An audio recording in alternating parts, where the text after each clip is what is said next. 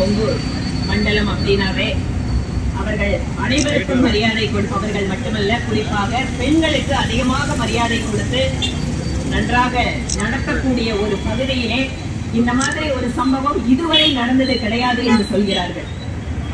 2017 வருஷத்துல நாம் எல்லாம் தலை நிமிர்ந்து நாங்க கோயம்புத்தூர்காரங்க அப்படிங்கிற பெருமையோட சொல்லக்கூடிய விஷயமா என்ன இருந்ததுன்னா, நாடு முழுவதும் இந்தியா முழுவதும் ஒரு சர்வே எடுக்கிறாங்க.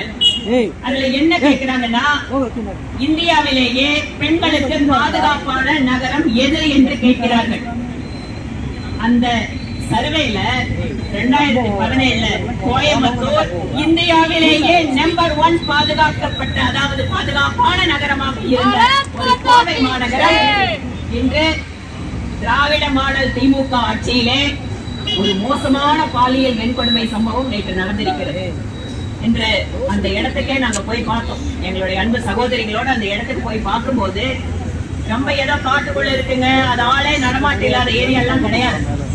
அங்கெல்லாம் சாதாரணமா கிரிக்கெட் விளையாடக்கூடிய கிரவுண்டு, பக்கத்துல காலனி இருக்கு, அங்க ஒன்னிமுதூரோட கனெக்டிங் ரோடு அந்த இடத்துல இருக்கு. அப்படி இருக்கின்ற அந்த பகுதியில மதுபான கடை நடத்திய அரசை அந்த பகுதி மக்கள் கண்டித்திருக்கிறார்கள். அந்த கடை எடுக்க வச்சிருக்காங்க. ஆனாலும் கூட சட்டவிரோதமாக அங்கு ஒரு மதுபான கடை நடந்துட்டு இருக்கு. அது மட்டுமல்ல, சமூக விரோதிகள் அந்த இடத்தை பயன்படுத்தி கொண்டிருக்கிறார்கள். இது தொடர்பாக காவல்துறைக்கு தகவல் கொடுக்கப்பட்டிருக்கிறது. அப்படி இருந்தும் கூட இந்த காவல்துறையும் திராவிட மாடல் என்று சொல்கின்ற திமுக அரசு எந்த அளவிற்கு பெண்களுடைய பாதுகாப்பிலே கோட்டை விட்டுக் கொண்டிருக்கிறார்கள் என்பதற்கு இந்த சம்பவமே சாட்சியாக இருக்கிறது. இன்று காலையிலிருந்து இந்த ஒரு கல்லூரி மாணவி பாலியல் வன்கொடுமை செய்யப்பட்ட வழக்கு தொடர்பாக எங்களோட மாநில தலைவர் பிரஸ் மீட் கொடுத்தாரு. நாங்களும் பார்த்தோம். அந்த சம்பவ இடத்திற்கும் நாங்கள்லாம் மகளிரணி சார்பில் போய் பார்த்துட்டு வந்தோம். இன்று அதற்காக இந்த சம்பவத்தை கண்டித்து ஒரு பெரும் அதிர்வலைகளை இந்த பாலியல் வன்கொடுமை சம்பவம் ஏற்படுத்தி இருக்கிறது.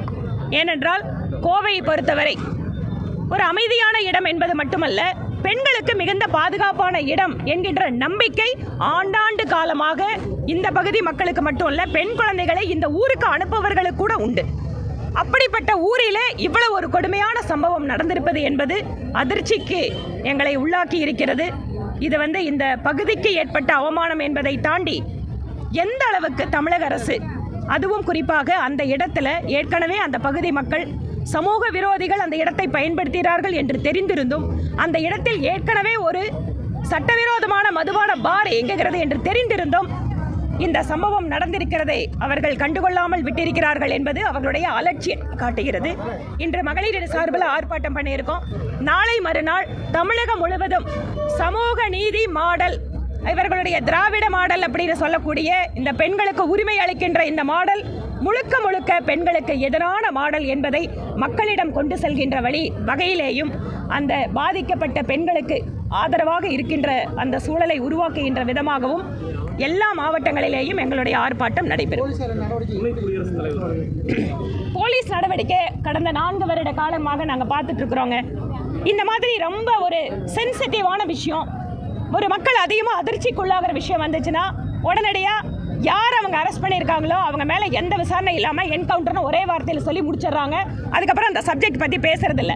இந்த மாதிரி நிறைய விஷயங்களை பார்த்துட்டோம். ஆனால் நாங்கள் எதிர்பார்க்கறது என்னென்னா, நீங்கள் ஒவ்வொரு வழக்கிலேயும் ஏதாவது ஒரு விஷயத்தில் என்கவுண்டர்னு சொல்லிட்டு விஷயத்தை மூடி மறைக்கிறதால தான் தொடர்ச்சியாக இந்த மாதிரி சம்பவங்கள் நடந்து கொண்டிருக்கிறது. தேவை என்ன? எங்கெல்லாம் குற்றம் நடப்பதற்கான வாய்ப்புகள் இருக்கிறதோ அதை தடுப்பதும், குற்றம் நடந்தால் சம்பந்தப்பட்ட உண்மையான குற்றவாளிகள் மீது கடுமையான நடவடிக்கை எடுப்பதும் தான் தீர்வாக இருக்க முடியும். இந்த சிட்டியில் ஏற்கனவே எந்தெந்த இடங்கள்ல சிசிடிவி இருக்கு, போலீஸோட பேட்ரோல் போயிட்டு இருக்கு, இதெல்லாம் இன்னைக்கு மக்களுக்கு ஒரு நம்பிக்கை அளிக்கக்கூடிய விதமாக இல்லை என்பதுதான் இந்த சம்பவம் தெரிவிக்கிறது. அதனால் காவல்துறை மூடி மறைக்கின்ற வேலையை விட்டுவிட்டு ஏதாவது ஒன்றை செய்து மக்களுடைய கவனத்தை திசை திருப்புவோம் என்பதை விட்டுவிட்டு இனிமேல் இந்த மாதிரியான விஷயங்கள் பெண்களுக்கு எதிரான கொடுமைகள் நடக்காமல் பாதுகாக்க வேண்டும் என்பதுதான் காவல்துறைகிட்ட எங்களோட கோரிக்கை. துணை குடியரசுத் தலைவர் இங்க வருகை தந்திருக்கும் போது மாண்புமிகு திரு CP ராதாகிருஷ்ணன் அவர்கள் வருகை தருவதற்கு ஜஸ்ட் ஒரு 10 நிமிஷத்துக்கு முன்பாக டவுன்ஹால் பகுதியில் 2 இளைஞர்கள் பாதுகாப்பு வளையத்தை தாண்டி செல்கிறார்கள். எங்கள் கட்சிக்காரர்கள் அதை ஆட்சேபம் தெரிவித்த பிறகு அவர்கள் மீது சாதாரணமான வழக்கு போட்டு அன்று மாலையே அவர்கள் பெயிலில் விடுவிக்கப்படுகிறார்கள். அவங்களோட பேர் கூட உங்களுக்கெல்லாம் பிரஸ் நோட்ல வரல. உங்களுக்கு மீடியாவில் செய்தி கொடுத்த போது கூட மற்ற குற்றவாளிகளையும் பேர் சொல்லி போடுற காவல்துறை கோவையில் மட்டும் பெயர் சொல்லாம வெறும் குற்றவாளிகள் அப்படின்னு பேர் போட்டதுக்கு என்ன காரணம்? இரண்டாவது, அந்த பகுதி எப்படிப்பட்ட பகுதி? இதற்கு முன்பாக அதே பகுதியில் கார் குண்டுவெடிப்பு நேர்ந்திருக்கிறது. தொடர்ச்சியாக தேசிய